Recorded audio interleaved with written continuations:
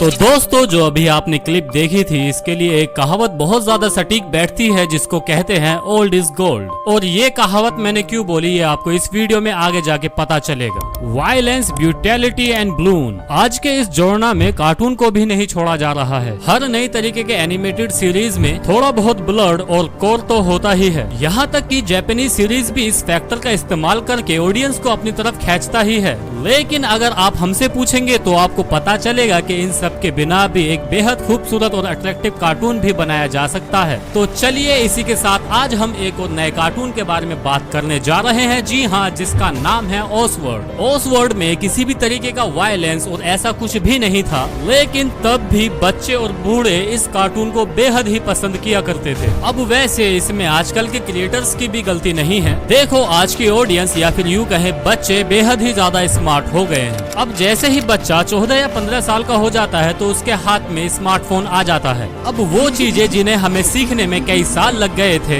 अब इन स्मार्टफोनों की वजह से वो बच्चा उन चीजों को कुछ ही टाइम में सीख जाता है। एज अ कंपैरिजन अगर हम सोचे तो पहले की एजुकेशन और आज की एजुकेशन में जमीन आसमान का अंतर है। इसी के साथ ही उसका यंग दिमाग ऐसे कंटेंट को ढूंढने लगता है जिसकी वजह से उसके इमोशंस में एक्साइटमेंट आए। और ये सिर्फ एक्शन और एडवेंचर टाइप शोज ही कर पाते हैं। और ये बात सिर्फ इन टीनेजर्स के लिए ही सच नहीं है, बल्कि हम जैसे अडल्ट को भी एक्साइटमेंट की भूख होती है। अब आप इस बात को सिंपली इस तरीके से समझ सकते हैं, कोई मूवी और कार्टून या फिर कोई भी सीरीज पहले 10 मिनट में हमारा ध्यान खींचने में कामयाब नहीं होती तो तुरंत हम उसको हटा करके कुछ और देखने लगते हैं। अब आप इसको एंटरटेनमेंट का एवोल्यूशन समझिए। बस प्रॉब्लम यही है कि इसने ओसवर्ल्ड जैसे कार्टून को रेस में बहुत पीछे तक छोड़ दिया है। तो दोस्तों, ओसवर्ल्ड कार्टून नेटवर्क पर एक बहुत ही कंफ्यूजन टाइम में एयर किया गया था। इस कार्टून को साल 2002 से साल 2005 तक एयर किया गया था। तो देखो, उस वक्त आज की जैसी टेक्नोलॉजी ना होने की वजह से कार्टून नेटवर्क को पता ही नहीं था कि वो कैसी ऑडियंस के साथ डील कर रही है या फिर कौन से टाइम की ऑडियंस उनको देखना पसंद करेगी। और उन्होंने इसीलिए बेहद ही सिंपल और कंट्रोवर्शियल से फ्री कुछ कार्टून्स को एयर करना शुरू किया। अब इसमें Bob the Builder, Looney Tunes और ड्रैगन टेल्स जैसे कार्टून शामिल थे। अब उस टाइम के मेरे दो कार्टून बेहद ही ज्यादा फेवरेट थे, जैसे कि बॉब द बिल्डर या फिर ड्रैगन टेल्स। अब आप मुझे कमेंट में बताइए कि आपका फेवरेट कार्टून कौन सा है। तो चलिए अब हम वापस से अपने बैक टू दी टॉपिक आते हैं। अब उस समय पर जापानीज एनिमे जैसे कि डोरेमोन या फिर पोकेमोन जैसे कार्टून ने इंडियन मार्केट पे कब्जा नहीं किया था। और अगर वो उस समय में किसी चैनल पे दिखाए भी जाते थे तो लोगों को उनके बारे में ज्यादा कुछ पता भी नहीं था। अब उस समय में सभी कार्टून्स 5 से 10 साल के बच्चों के बेसिस पर ही दिखाए जाते थे। एक सिंपल सी स्टोरी लाइन, क्यूट से कैरेक्टर और कलरफुल एनिमेशन। अगर कार्टून में ये सब था तो बहुत से चांसेस थे कि वो हिट कर ही जाएगा। और देखो, यहाँ सबसे खास बात यही थी कि इन कार्टून्स को स्पेशली हिंदी में डब किया जाता था। मैं हूँ ओसवर्ल्ड और ये है वीनी। आपसे मिलकर मतलब इंडिया में रहने वाले सभी लोग इन शोज को देख सकते थे। ओसवर्ल्ड भी एग्जैक्टली इसी टाइम पीरियड में एयर किया गया था। ये कार्टून बहुत ही ज्यादा सीक्वल, एलिगेंट और स्मार्ट था। और अगर इसको स्टोरी टेलिंग के पर्सपेक्टिव से देखा जाए तो आपको समझ में आ जाएगा कि मैं कहना क्या चाहता हूँ। देखो, हमारा मेन कैरेक्टर यानी कि ओसवर्ल्ड एक ऑक्टोपस है जो एक शांत और हेल्पिंग स्वभाव का कैरेक्टर है। उसके पास एक हॉट डॉग जैसा दिखने वाला डॉगी है जिसका नाम विनी है। वो दोनों एक रेंट के हाउस में रहते हैं जिसका मालिक एक पेंगुइन होता है। अब इस तरह के एनिमल्स को कैरेक्टर में तब्दील करके इसके क्रिएटर्स ने बेहद ही अच्छा एक मास्टर स्ट्रोक खेल लिया था। अब उस वक्त तो बच्चों को एग्जैक्टली यही चीज पसंद होती थी। अब ये पूरी कहानी ओसवर्ल्ड और उसके आज के दिन पर बेस्ड है। ये बिल्कुल फ्री फ्लोइंग स्टोरी होती है। अब ओसवर्ल्ड घर से बाहर निकलता है और ये देखता है कि किसी को उसकी मदद की जरूरत है तो वो उसकी मदद करता है, या फिर कोई मुसीबत में फंसा है तो वो जा करके उसकी भी मदद करता है। अब देखो, स्टोरी टेलिंग की नजरिए से इस कार्टून में ज्यादा कुछ तो नहीं हो रहा है। अब अगर आप आज के एनिमे को देखेंगे तो हर एक एपिसोड में आपको कोई फाइट या फिर किसी तरीके का सीक्रेट रेवलेशन या फिर कभी कभी मेन कैरेक्टर को मार दिया जाता है ताकि व्यूअर्स में एक्साइटमेंट बनी रहे। लेकिन ओसवर्ल्ड बेहद ही सिंपल और रिलैक्सिंग था।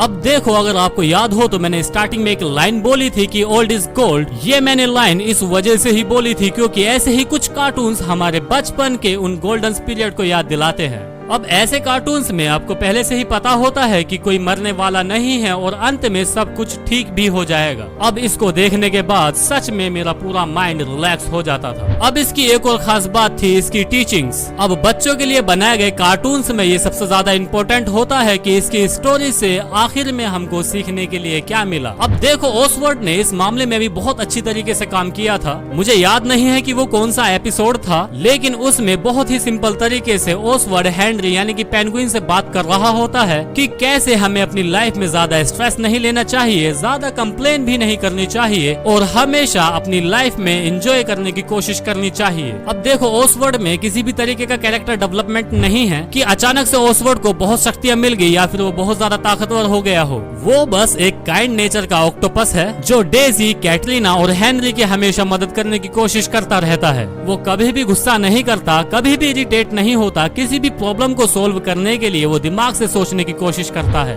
अब शायद आपको यकीन नहीं होगा कि 5 से 10 साल के बच्चे के लिए ऐसा कार्टून कैरेक्टर बेहद ही इम्पोर्टेंट होता है। इस उम्र में बच्चे अपने सराउंडिंग के एनवायरनमेंट को समझने लगते हैं। अब जो वो फोन या फिर टीवी में देखते हैं, अब वो उसी के मुताबिक रिएक्ट करने की कोशिश करते हैं। अब अगर वो देखेंगे कि कोई भी प्रॉब्लम को कार्टून कैरेक्टर लड़ाई करके सोल्व कर रहा है, तो बच्चे भी रियल लाइफ में लड़ाई करके प्रॉब्लम को ठीक करने लग जाएंगे। और आपने इस बात को बहुत बार नोटिस भी किया होगा। अब देखो मैं ये कहना तो नहीं चाहता कि आज मेरे काइंड और शांत नेचर का श्रेय इस ओसवर्ड कार्टून को ही जाता है। बोलो बार बार जुट। अब आपने एक चीज और देखी होगी कि ओसवर्ड में कोई भी तरीके का विलन नहीं है या फिर कोई भी ऐसा कैरेक्टर नहीं है जो कि ओसवर्ड या फिर किसी और कार्टून कैरेक्टर को परेशान करता हो। अब अगर आप देखोगे हर शो में किसी न किसी तरीके का विलन जरूर होता है, जैसे कि रोल नंबर 21 में कनिष्क है, छोटा भीम में कालिया है और डोरेमोन में जियान है, जिसकी नोबिता के फादर से शक्ल बहुत ज्यादा मिलती है। ये कैरेक्टर शो को एंटरटेन बनाने के लिए इंट्रोड्यूस किए जाते हैं, लेकिन ओसवर्ड को इन सब की जरूरत कभी नहीं पड़ी थी। अब अगर आप ओसवर्ड को देखते हैं तो केवल रिलैक्स होने के लिए देखते हैं। अब ना ही तो कोई इसमें बड़ा ट्विस्ट है और ना ही कोई मर्डर। हर चीज बेहद ही सिंपल और रिलैक्सिंग है। अब स्टोरी को फिर भी साइड में रख के अगर आप इसका केवल थीम सॉन्ग ही सुन लेंगे तो आपका मन बेहद ही रिलैक्सिंग हो जाएगा।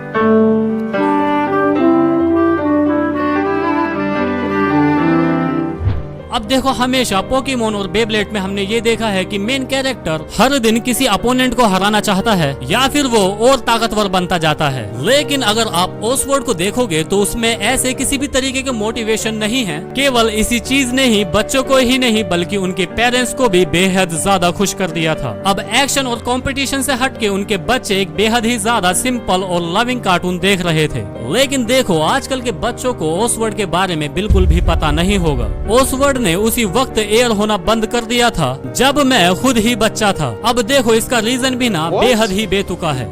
अब देखो शो को ओरिजिनली एनिमेटर और प्रोड्यूसर डैन याकारिनोनी ने साल 2001 में बनाया था, लेकिन फिर साल 2003 में इसके राइट्स को वॉल्ट डिज्नी ने खरीद लिया था। अब इसके 2 साल बाद डैन ने डिज्नी पर केस कर दिया कि उन्होंने उनसे बिना कंसल्ट किए हुए ओसवर्ड कार्टून में क्रिएटिव चेंजेस किए हैं और इसके साथ में उन्हें इस कार्टून की रॉयल्टी भी नहीं दी जा रही। अब डिज्नी ने इस केस को कोर्ट के बाहर ही हैंडल कर लिया और डैन को अनडिस्क्लोज्ड करने के अमाउंट के पैसे दे दिए। अब इस घटना के बाद डिज्नी ने ओसवर्ड के नए एपिसोड को बनाना बंद कर दिया और अंत में उसे नेटवर्क से भी हटा दिया गया। अब देखो दोस्तों उस वक्त ओकेशनली कार्टून्स के रीरन्स किए जाते थे जिसके पीछे मार्केटिंग नहीं की जाती थी, तो इसीलिए ही कभी किसी को पता ही नहीं चलता था कि कब ओसवर्ड आ रहा है और कब वो जा रहा है।